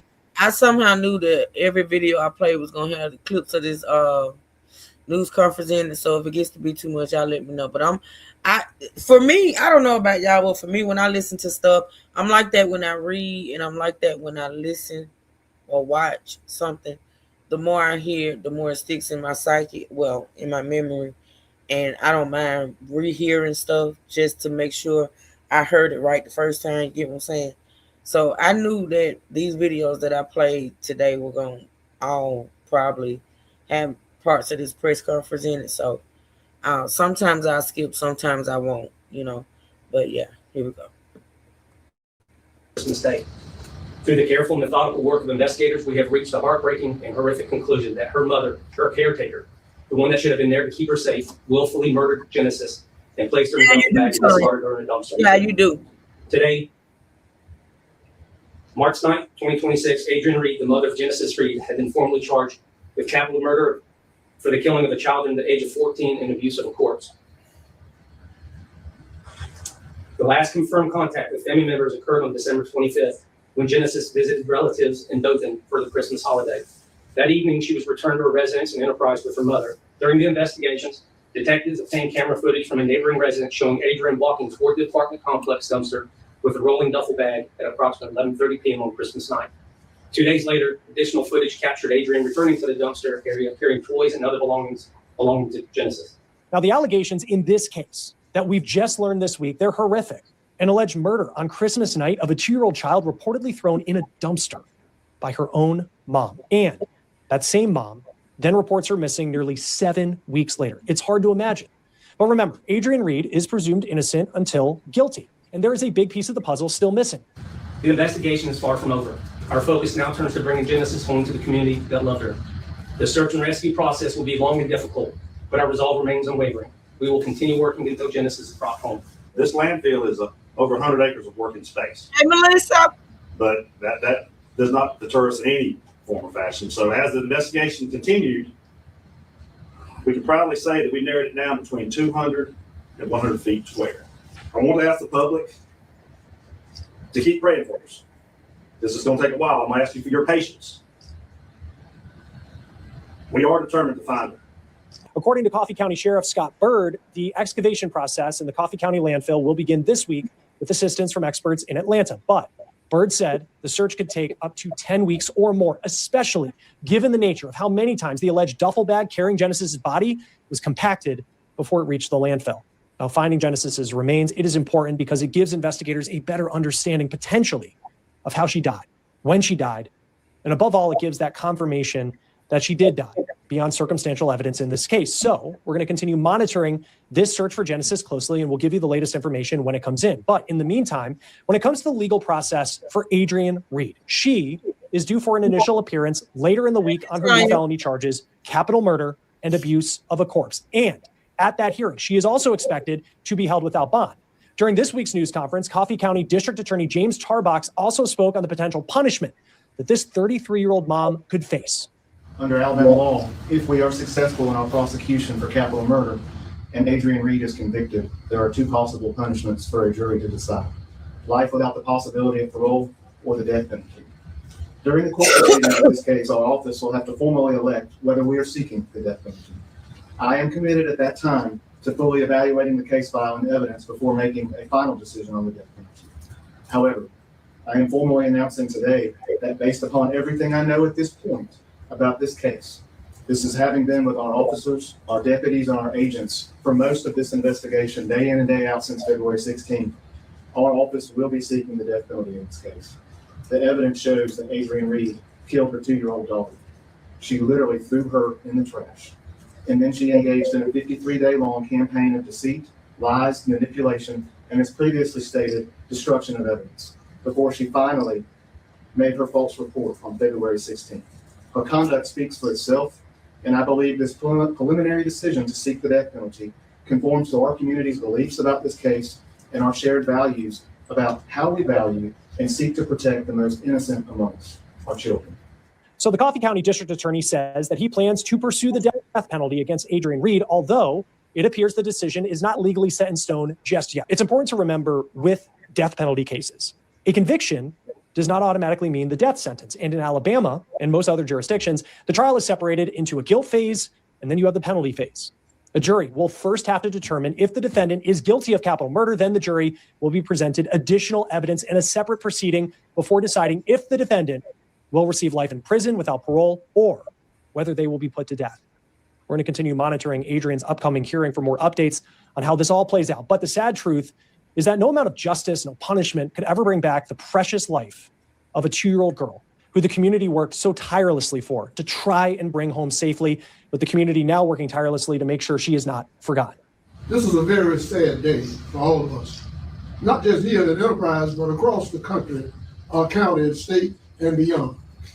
I want to thank the law enforcement community and the many agencies who have worked so tirelessly on this case at every level. I am grateful for the support we have received from neighbors, friends, and people everywhere who have offered help, encouragement, and prayers. From the very start, our thoughts and our hearts have been with Genesis, and we have lifted up this little girl in our prayer. Now it is time to see that justice is done for her and to bring some measures of peace and closure to everyone who has cared so deeply. May God continue to watch over our community and give us strength as we move forward. Joining us now to talk more about this investigation is retired detective commander with the Chicago Police Department, Will Svilar. Always great to have you on Law and Crime, even for stories as horrific as the one that we're talking about here. In this case, they don't have Genesis Reed's body, but this mom is now facing Adrienne Reed. She is facing a capital murder charge. How do you build a case if you don't have, sadly, that physical piece of evidence of the body in a murder case? Well, you don't have that physical piece of evidence, but in order to build a murder case and to charge a murder case without a body, you need extensive evidence, circumstantial and physical, and also maybe even a statement from the mom. So everything they did inside the house, around the house, we're talking about hours of physical evidence that you're trying to collect, DNA evidence, anything you can find. One, we know the girl's gone. The girl's not supposed to be gone. And why is she gone? And when's the last time somebody saw her? So they had to do tons of background investigation before they came to that charge. Because you're going from, in some cases where, a child is missing for a long period of time, and you can charge a parent. I'm sure there's an array of charges that they can face just for the fact that the child is not where the child should be and nobody knows where the child is. But how much of a leap is it to then get to the point where you're saying that this child is no longer alive? And you have proof of that without a body. Pretty big leap. Again, but you're talking about a 3-year-old, a kid who would have been 3 years old. They can't really sustain themselves for very long without help, right? They can't get very far. They don't walk very far. You can make an assumption if a kid's gone a certain amount of time that this kid's no longer alive. In this case, I think they charge a mom with making a false report initially. That's maybe to get her out of the house, get your search warrants written, and now find your evidence inside the house to suggest that this baby is no longer alive and that this person's responsible. So it's a leap, but these kids, little babies and toddlers, cannot survive long on their own. And when it comes to the initial charge that she faced, it was a Class C felony, still serious, but it was a felony charge. And then she was given a bond of $1 million cash. And clearly, you look at this case, she is the suspect, but they were still building their case. I mean, what are the conversations like, between the prosecutors where the judge kind of knows going in that more is coming, as opposed to a judge looking at it just kind of within its own little silo and saying, okay, this is the charge and this is typically what the bond is going to be? The prosecutors pretty much laid out what they had to the judge.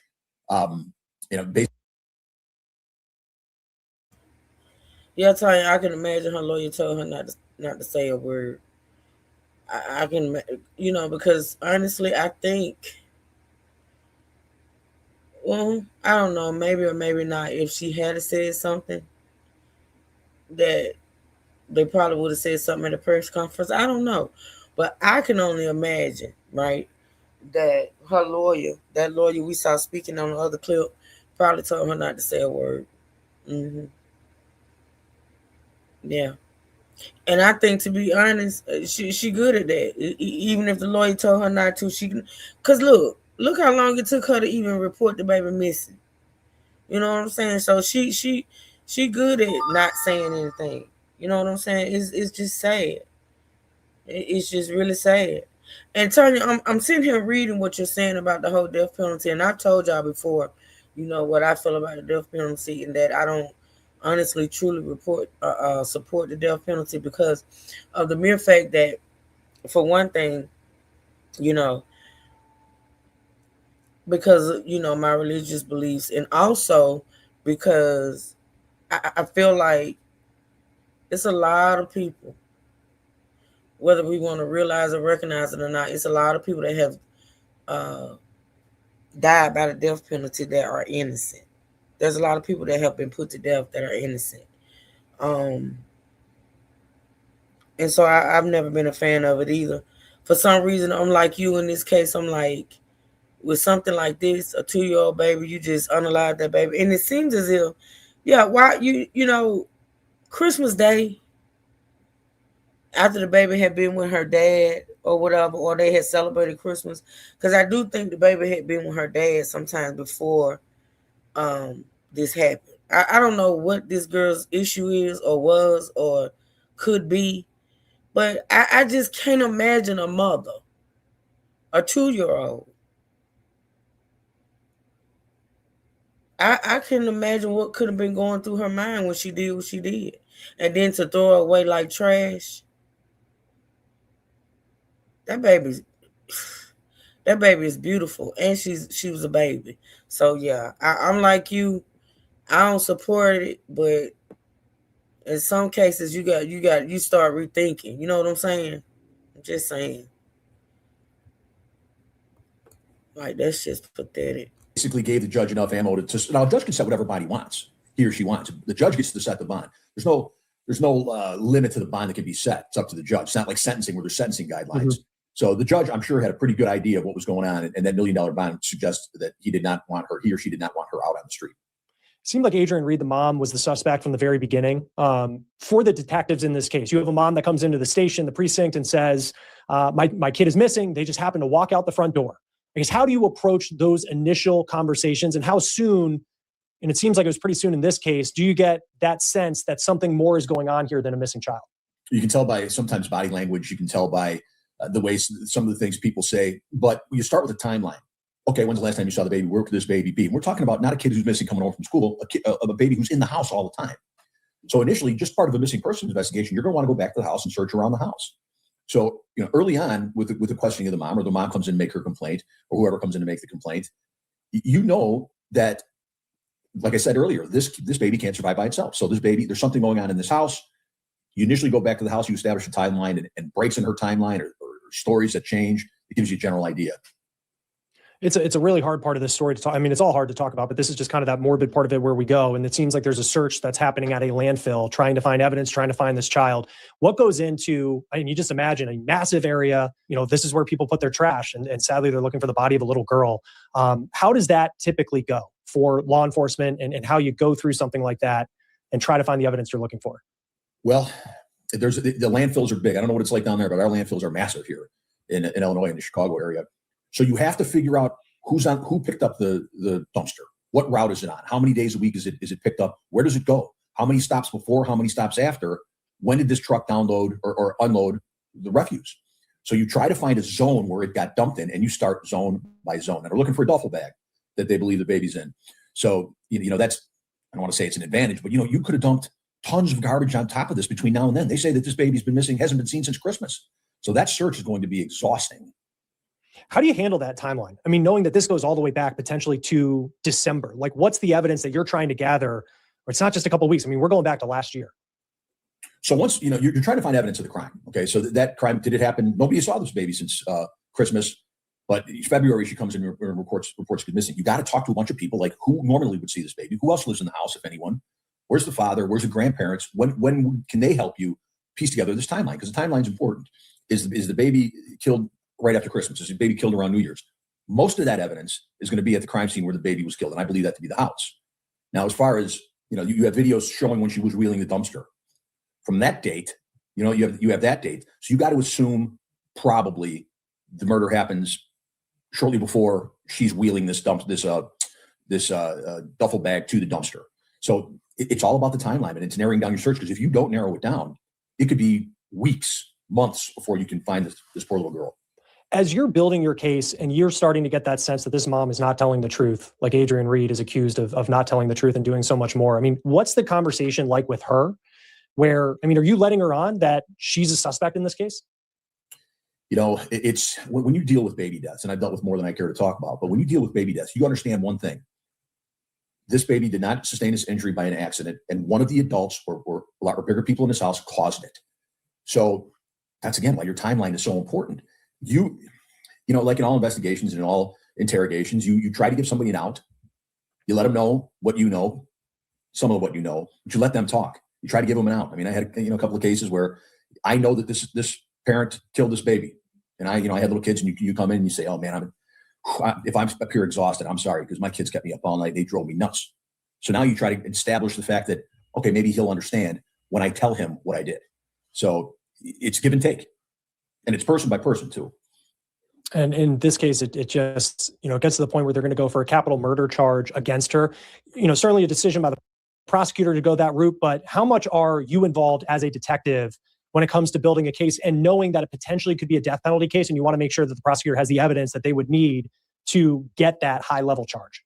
In my entire career, because we did a memorandum on the death penalty, in my entire career, I had one death penalty case.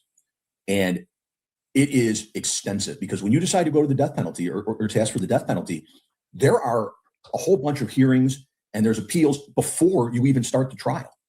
So for them to say it's a capital murder case, and I don't know how it works down there, but for them to say it's a capital murder case, they have to have strong evidence now. And the final piece of that puzzle is going to be the baby. But they don't necessarily need the baby if they have that strong of evidence. Yeah, and you hope for the closure of all of it, and certainly to build the case that they'll be able to make some sort of discovery. Though it doesn't make anything any better. We don't have a motive in this case either. How important is that part of it to understand the why as to why she would allegedly do this? So, and I've had them both ways, where there's a sudden incident that happens and they panic and they cause harm to the baby that causes the baby.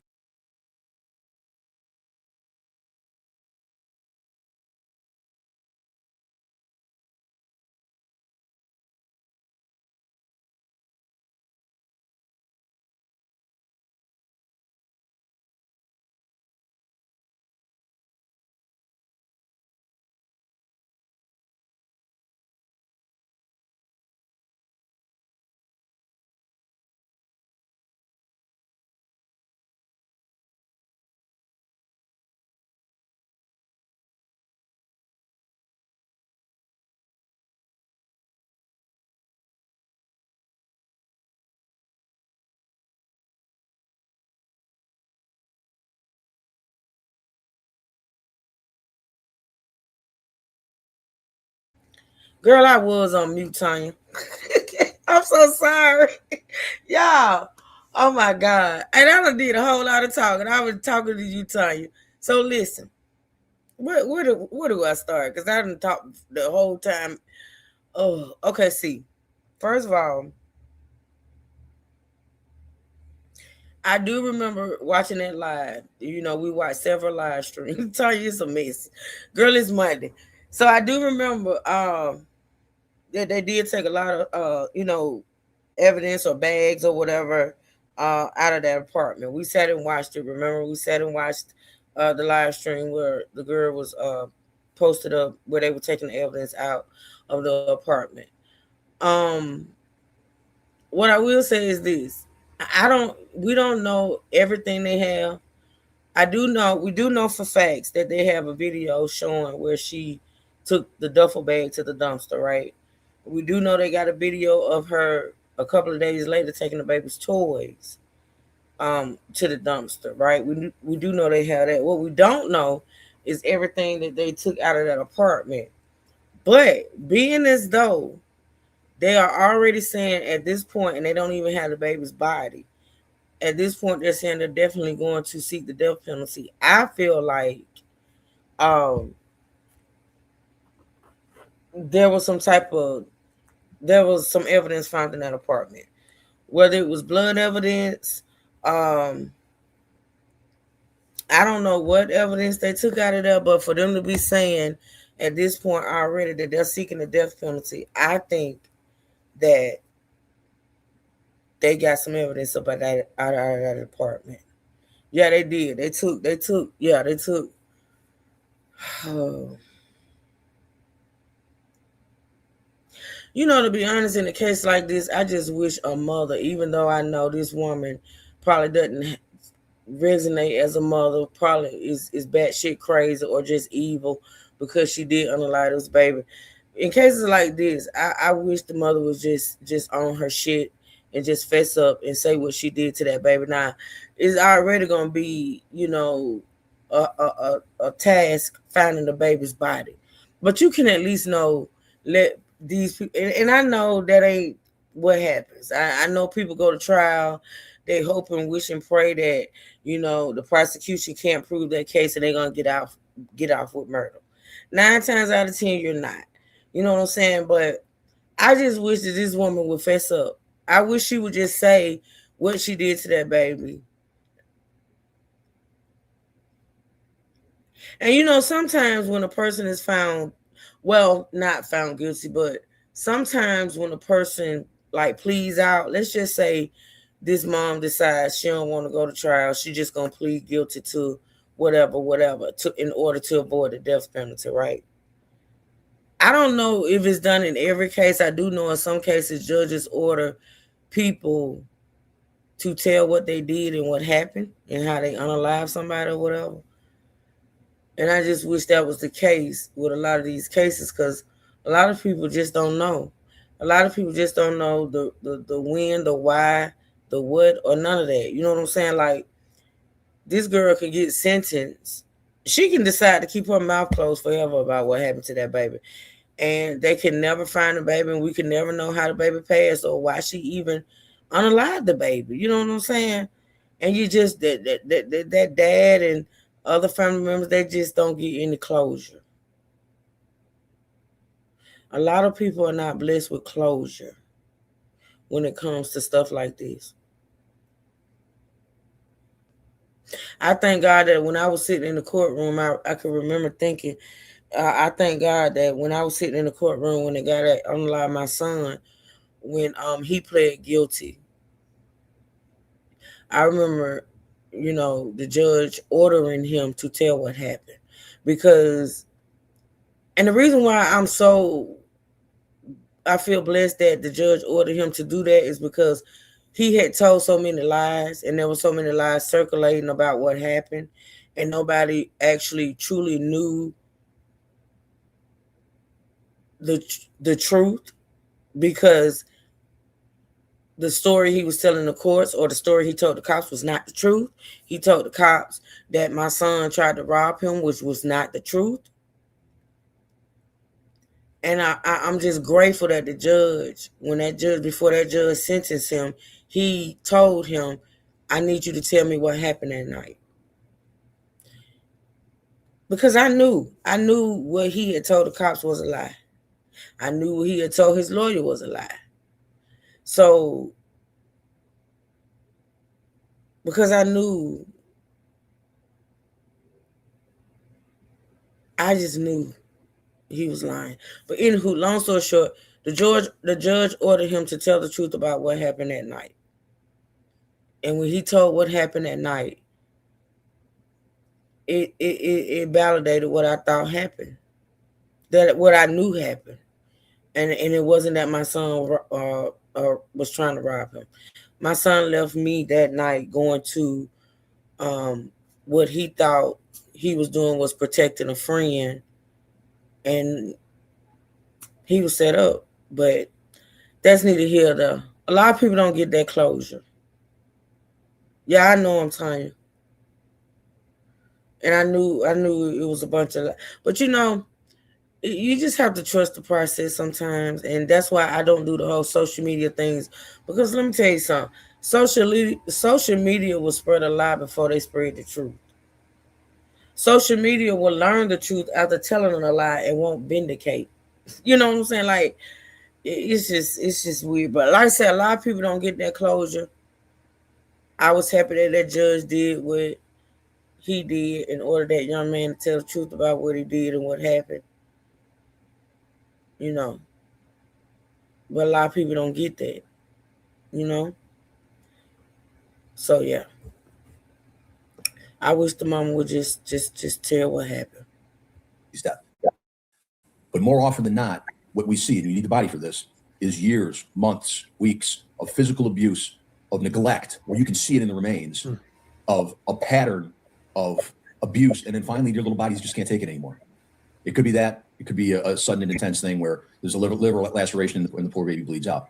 But more often than not, you see a pattern and you see healed scars and you see burns and healed bones. And finally, these poor little babies just can't handle anymore. When you have that in some cases, and again, we don't have it in this one because they don't have the body at this point, but if you have that forensic evidence in some of these cases, like how much does the jury need to know, oh, the mom was upset that night, or the mom had a substance abuse issue? I don't know if that's the case in this one, but there's that particular why in this case. I mean, do you need to have that to present to a jury? Well, that's on their side of the table.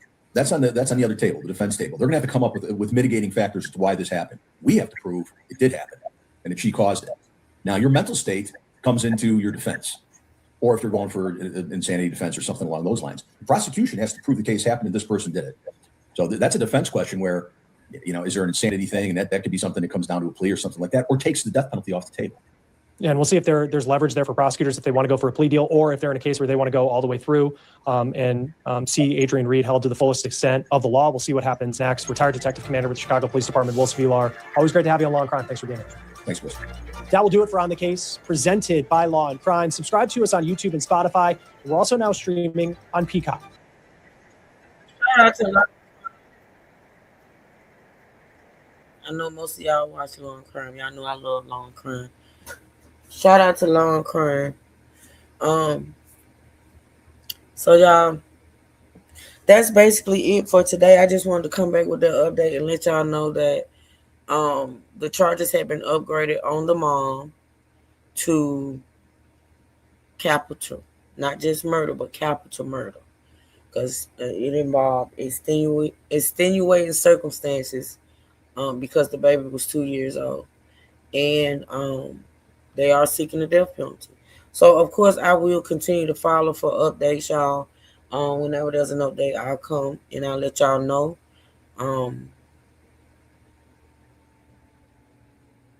But yeah, at this point, all we can do is pray that they find her little body, y'all. Let's just pray that they find her little body, and little Genesis Reed gets justice. I do think it's sad though. His baby birthday just passed, which was last Monday. Hey, April. I do think it's not a coincidence that they announced that this mom was being charged with her murder on her birthday. That's one thing people gotta remember. They think when they do something, like this, that just because nobody's there to see it, God is always around. God is always there, and He has a way of doing things. You know what I'm saying? But y'all continue to pray for little Genesis family, and that she will receive justice. Okay. With that being said, y'all, that's gonna be it for today. If I come back tomorrow, we're gonna be covering another story.